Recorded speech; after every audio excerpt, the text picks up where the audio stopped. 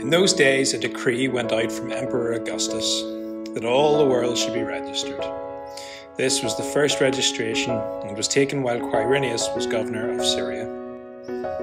All went to their own towns to be registered. Joseph also went from the town of Nazareth in Galilee to Judea, to the city of David called Bethlehem, because he was descended from the house and family of David. He went to be registered with Mary, to whom he was engaged and who was expecting a child.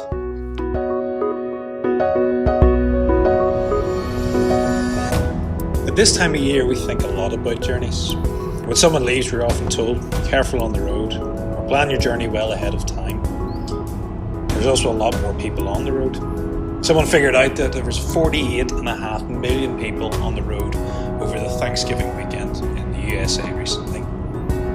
That put into context is around 27 times the population of Northern Ireland journeying to visit family and friends. As we approach the Advent season, many of us will be making plans to journey as well. Some of us won't have to go far, while others will have to cover continents to spend time with loved ones. I often wonder how Joseph and Mary would have felt on that journey from Nazareth to Bethlehem. The logistics involved in transporting a very pregnant Mary, along with enough food, water and supplies for the 80-mile journey to be a success, it must have caused them an awful lot of concern. Not to mention what would happen when they actually got there, whenever they got to a busy, crowded Bethlehem and found there would be no room.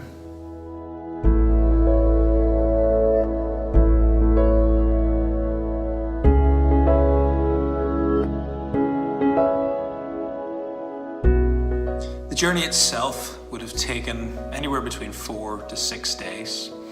It's a long time for a young couple to reflect on what's been a crazy few months.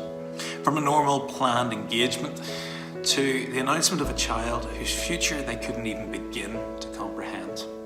It's a lot for them to take in. I wonder what was going through their minds.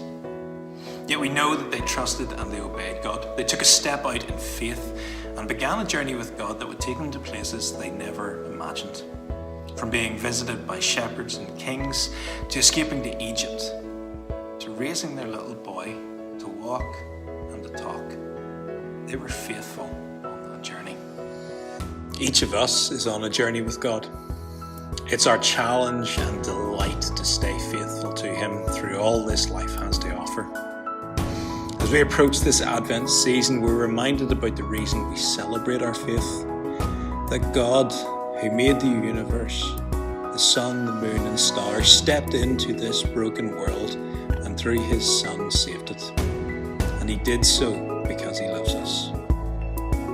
At SU, we want to journey alongside school children, teachers and church leaders, sharing the gospel and helping others to share it as well. We're so excited by what God is doing across the country, and we're so thankful for your support. We're following God and listening for His voice. We believe there's so much more to come on this journey, and we would love it if you could come along with us.